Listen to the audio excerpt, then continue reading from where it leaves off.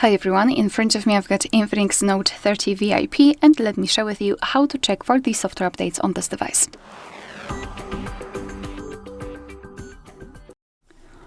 So first of all, make sure that you've got the internet connection because it is required in order to check for the updates, and I highly recommend using Wi-Fi instead of mobile data.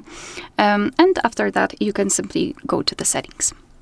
Now let's scroll all the way down to find the system. So tap on this gear icon and here tap on System Update.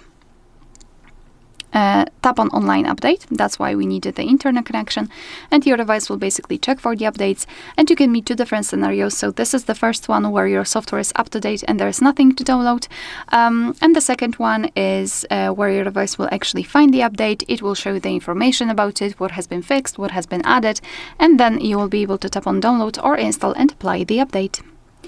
Alright, so that will be all. Thank you so much for watching. Please hit the subscribe button and leave the thumbs up.